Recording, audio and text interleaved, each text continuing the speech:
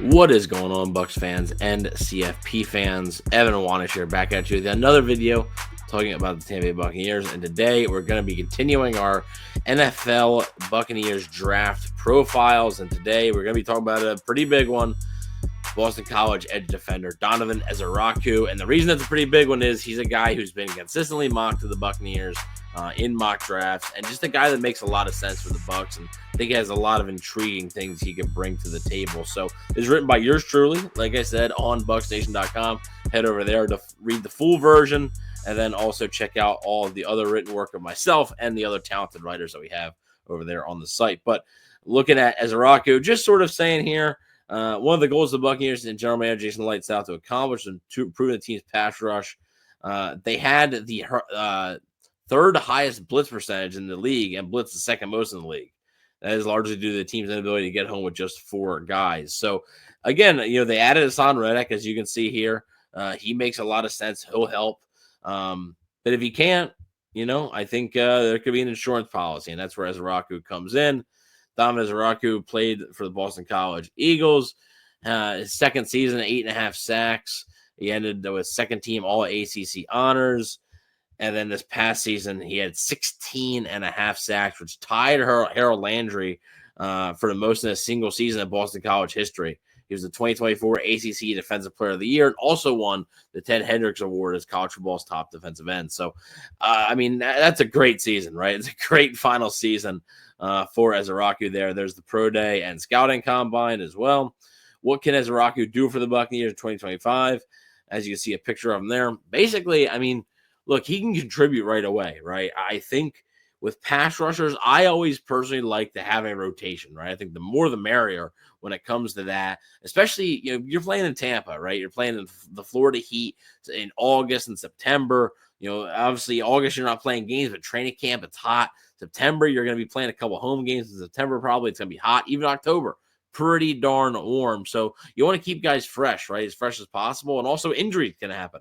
Hassan Reddick, Yaya Diaby, Anthony Nelson, Chris Braswell, these guys can get hurt.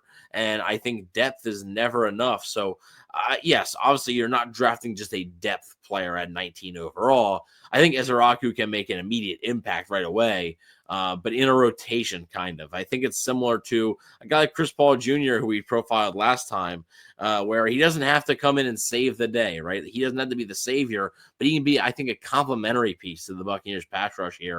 And I think you can sort of ease him into it a little bit. Have him learn from a veteran like Hassan Reddick. Hassan Reddick has 4 seasons with double-digit sacks. So, he's been there and done that. He's been to a Super Bowl.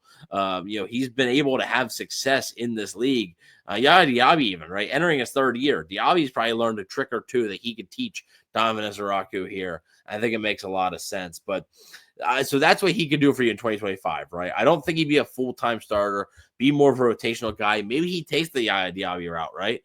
Diaby in his rookie season wasn't the team starter to start the year. In fact, it took about, 9, 10, 11 games for Diaby to become the team's full-time starter.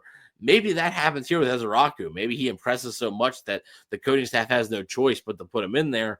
I wouldn't be shocked. We'll have to wait and see how that all transpires. But I think this is the big one, right? The 3-year outlook. All right, this is where the Bucs would really be hoping to get the most value out of him, because you're drafting a pass rusher in the top 20. And the Bucs really haven't done that, right? They drafted Kalijah Kancey at 19 overall 2 years ago, the interior defensive line, but they haven't really drafted an edge rusher of this caliber, this high. Joe Tryon-Shoyinka was the 32nd overall pick. Other than that, like Diaby was a 3rd, Braswell was a 2nd, Logan Hall, and he's not even really an edge. He was a 2nd.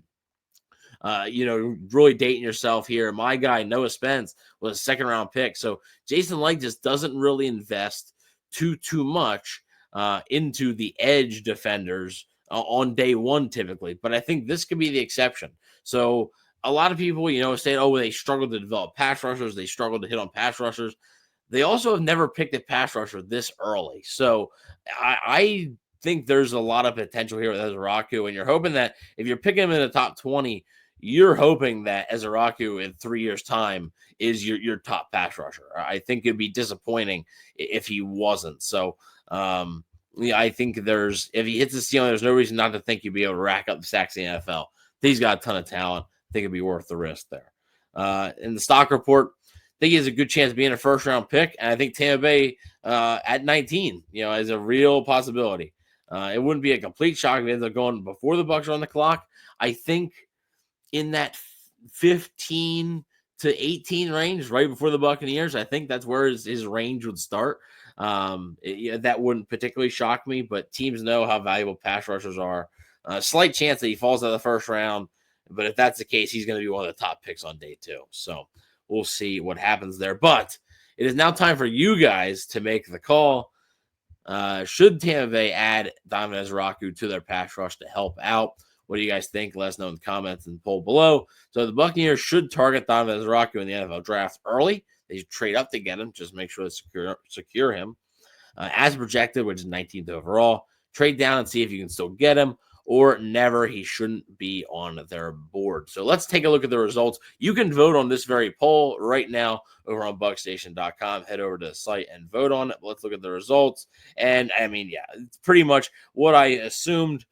The consensus is that they should pick him as projected at 19th overall. There's been 0 votes saying that they should not pick him. 0. So there's been nobody, 66 total votes. None of those 66 people think that the Buccaneers should not take Ezeiruaku. There's 4 that would trade up to get him. So 6% wants to trade up. 67% says pick him as projected. And 27% says trade down and see if you can still get him. I think that's obviously an ideal world, right? You trade down, get more picks, and still get the guy, but not sure if that's the world that we're going to be living in here come draft time. But let me know what you guys think about Ezeiruaku. Like I said, you guys can vote on this very poll right now over on buckstation.com. Check out all my other written work on buckstation.com as well as the other talented writers that we have over there on the site. We've been doing draft profiles all month, so there's a ton of guys there. And, what do you guys think about Donovan Ezeiruaku and his potential fit with the Buccaneers? I think it's a really good fit. I think it makes a lot of sense. I think there's a decent chance that Donovan Ezeiruaku is the Buccaneers selection at 19 overall. If he is available, I do think there is a decent chance that he could be the guy there and help boost the Buccaneers pass rush, not just for 2025, but also for the future. I think, if you had a 3-man rotation basically for the future, right? I'm not really counting Hassan Reddick as part of the future. But if you had Yadi Yabi, Donovan Ezeiruaku, and Chris Braswell as a 3-man rotation, I think you can get a lot of damage done with that. But let me know what you guys think in the comment section below. Please don't forget to like, share, and subscribe. And go Bucs.